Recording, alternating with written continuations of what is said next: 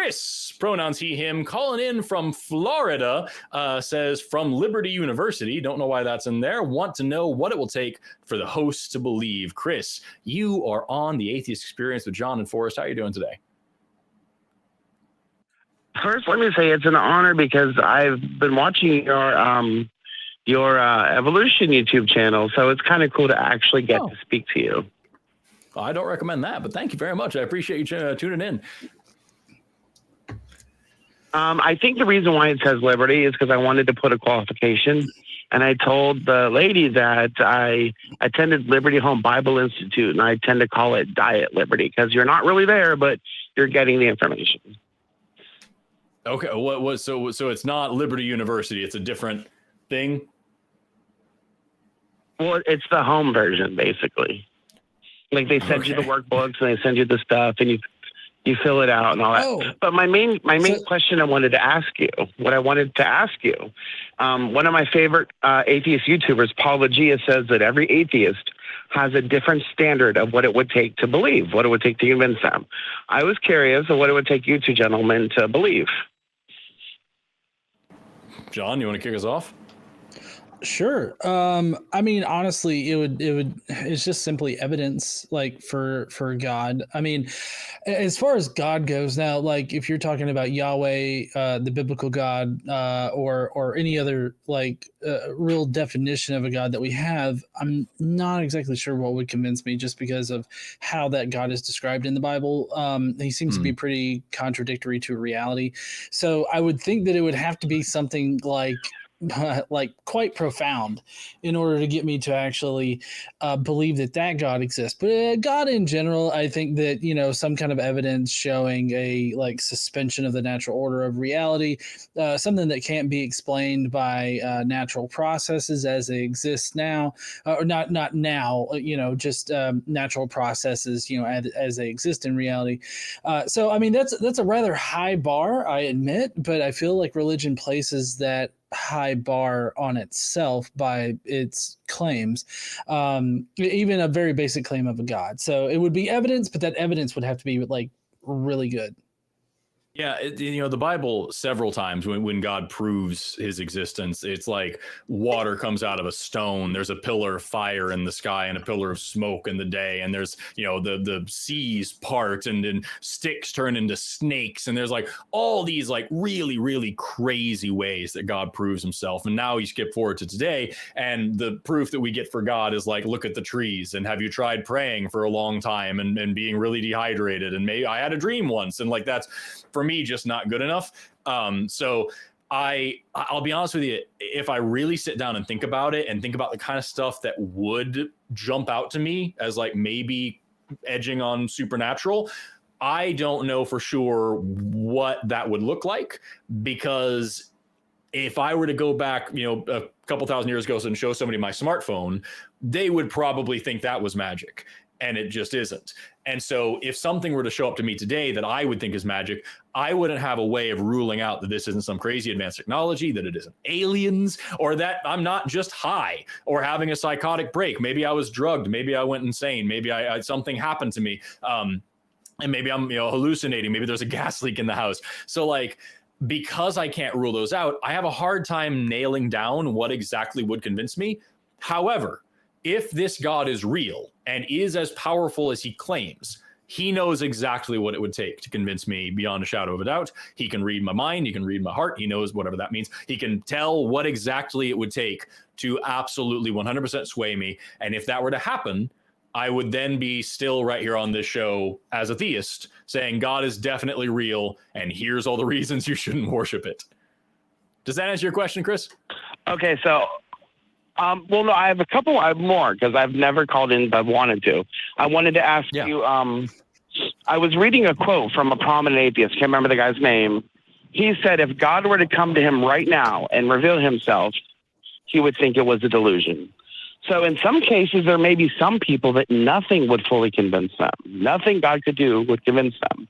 But also, as another question on to that is one of my friends, Becky, who is a theist turned atheist, she told me the other day that even if God were to reveal himself in a convincing fashion, if he said, I am Yahweh, everything in the Bible is true, Yes, human hands may have fudged up some things, but for the most part, everything is true.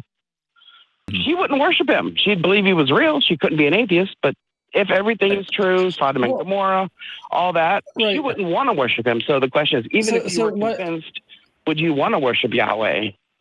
Well, that's what I just said a second ago, is that like, yes, there are certainly some people who will not be convinced, just as there are plenty of theists who will not be convinced. I've talked to some on this show that say there's nothing you can possibly say to change my mind, period. But also, as I just said a second ago, yeah, even if this God was real, I wouldn't be a fan. I would want nothing to do with it. So you could prove to me that it's real. That's awesome. But at the end of the day, I'm not worshiping a monster. So I'll sit right here and be a theist, but I'm still going to be an anti-theist theist, if that makes any sense. Well, I'm kind of curious. Let me ask you one. Hold on. John had something. Sorry. Yeah, sorry. I don't know why it always goes to why wouldn't you worship that? Like if God showed that he exists, why wouldn't you worship him? Like, I don't understand why it automatically goes that direction. Like, why isn't it good enough that we acknowledge that your God exists? Why do we then have to worship him? Like, that seems to be sort of used in a pejorative fashion there, and I just don't understand that. Like, why is it important to you that we worship him? Actually, it's not in the larger sense. It's important to the atheists that I know and care about because I don't want them to go to hell. But in the larger sense, is that really sorry to interrupt, but is that like I'm just wondering if you can kind of use your critical thinking skills here. If I don't worship this God, he's going to burn me in hell forever, like for just simply not bending the knee and worshiping him. Do you think that that's a reasonable thing to do? Like, would you characterize God as a reasonable being for burning people in hell for eternity just for simply not worshiping his ass? I agree. I would not, but it does say my ways aren't your ways. But sorry, then the follow-up question, the necessary follow-up question then, is an unreasonable and cruel and self-righteous and self-important, vindictive, evil, torturing God worthy of worship?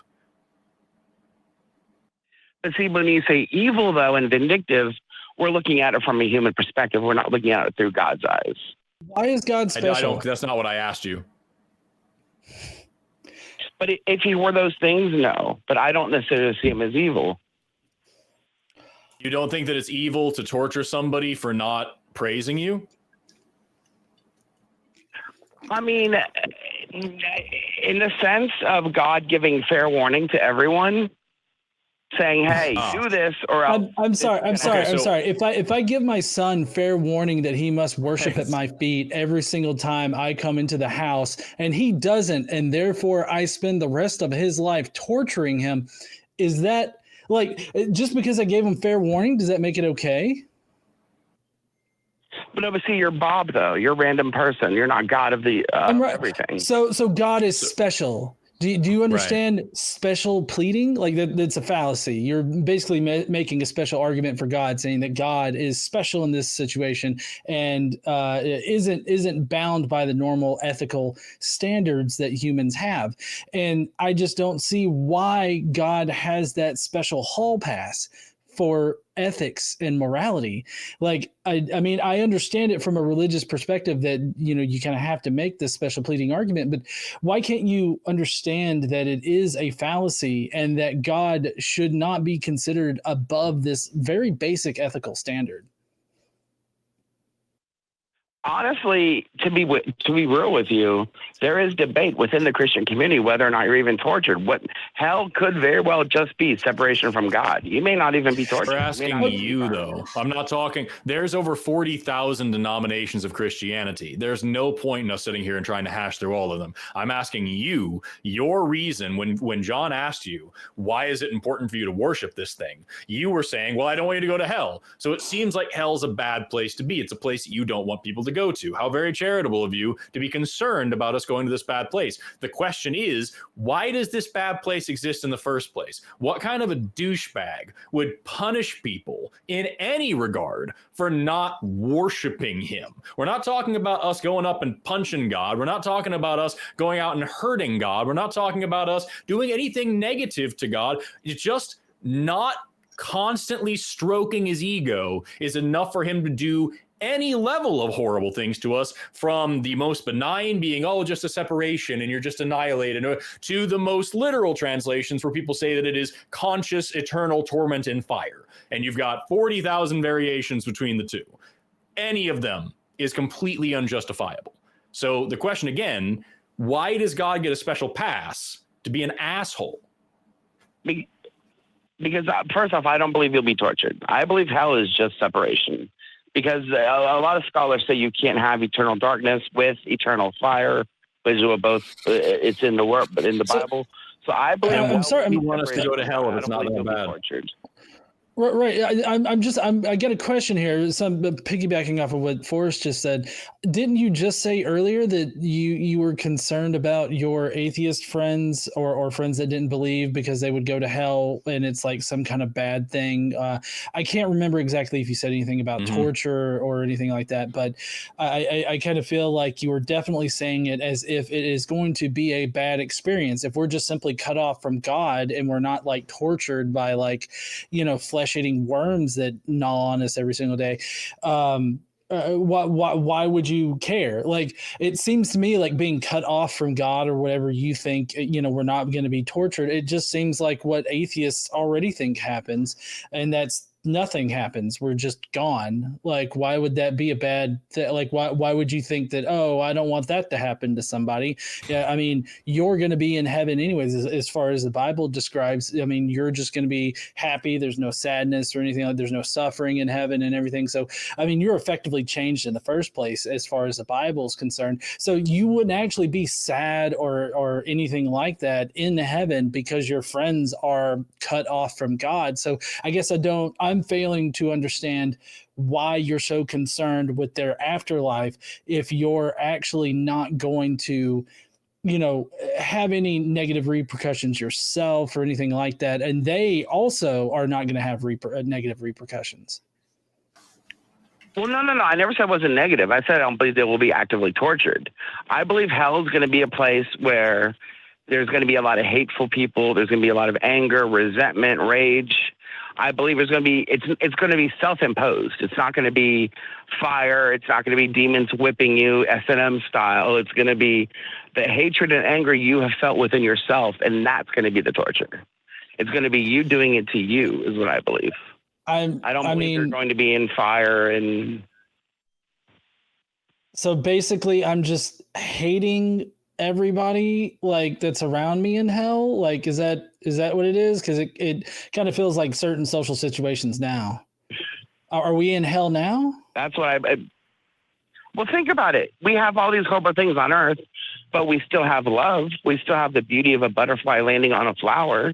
We still do have good things in this horrible earth. What if I hate that? What if I hate a butterfly landing on a flower? Like, what if what I consider to be beautiful is completely opposite to what you consider to be beautiful? But you can still see it, though. Like, you can still find what you consider to be beautiful and see it, and you experience it. What if I find I don't hatred understand beautiful? What that has to do with anything. Yeah, I don't know, but what if I find hatred beautiful? Like, what if I'm some crazy psychopath? Yeah, right. Yeah. What if then I'm going to heaven? It seems like is hell then more like heaven? Like, I don't understand God's standards. Hell is only butterflies on flowers all the time. It's a nightmare. you get to hell and it's like, what the fuck is this? I hate butterflies on flowers. Damn it. The snozberries taste like snozberries, and that pisses me off. If you find the horrible things beautiful, then like you said, hell will be your heaven. But before I go, I do want to ask one more question. It's got nothing to do with the topic, but I've always wanted to ask Forrest this, and this is probably the only chance I get to ask him this. Okay. Hello? Okay. Yeah, I feel like we haven't covered any ground at all, but go for it. I've been a viewer of your evolution channel since you started doing it, and I've been dying to. I've asked in the comments and never got an answer.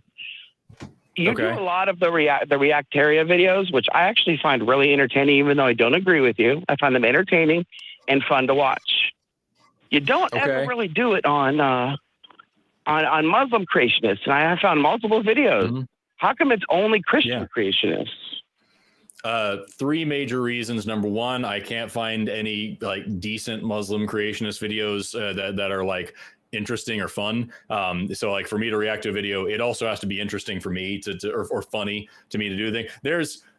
I couldn't even tell you how many videos out there are creationists saying dumb stuff that are just boring to watch, and it wouldn't be, there's nothing for me to build off of there. So it just suck. Number two, I live in America, and there's double-digit Christian churches within walking distance of my house. There is one mosque in my town. So like Christianity, and especially evangelical Christianity, is what is affecting me and my neighbors the most all the time, socially and politically. That's why it's going to be something I talk about. That's why I talk about Christianity more often than not on this show. It's the reason why I open the show by talking about the Bible and not the Quran, because that is what is currently, being a problem for me in my life all the time. And then third and most importantly, is that a lot of those videos there's a significant language barrier, and it just wouldn't be functional for me. I could try to parse through it, but it would inevitably end up with me missing something that they're saying, taking something they're saying out of context or out of turn because I don't understand what they're getting at. And also the people who would need to hear it the most, who would benefit the most from that video, wouldn't be able to understand me for the exact same reasons. I have a friend from Egypt who sends my videos to his Muslim family all the time to try to talk to them, and they're like, I can't understand half what this guy's saying because they don't speak English and I'm not speaking Arabic. And so like it's a target market issue, it is a quality of content issue, and also it is just not the audience that is most likely going to be listening to or benefiting from the video in the first place. So if there was a really interesting and funny something I could make into something that make fun, not make fun of, but like make it fun. You know what I mean? If there was a good video like that about Islam and creationism, I'd be all over it. But I have included, like I did a bunch of You Laugh, You Lose videos at one point just to try that. And one of those did include a Muslim guy, like putting like a bunch of rocks into a bag and shaking it up and making a smartphone come out and be like, see, this is what atheists do. So like that was that. It was just a shorter version of it because that was a funny video of decent quality that I could talk about. You know what I mean? If I can add, well, if I hold on, if I so sorry, I got stuck on repeat there. If I can add, I just want to ask you this question, like what would be the difference in a Muslim creationist and a Christian creationist in this particular situation?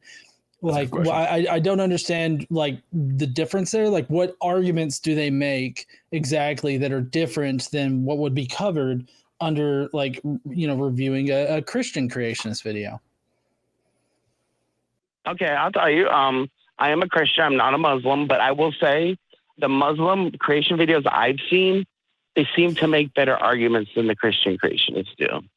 I have not seen that whatsoever. Just like Forrest was talking about here, I've seen both Christians and creationists put Legos into a bag, shake it up, and pull out some kind of like airplane, helicopter, or whatever in the hell. And so they make the exact same arguments. And like I've reviewed, I mean, if you go to my channel, I have like a whole list of where I cover like Muslim videos, and especially creationist Muslim videos. And it basically boils down to the exact same arguments that Christians use. Either their holy book says a thing, or they have some kind of misunderstanding of science, or they have some kind of misunderstanding of probability, statistics.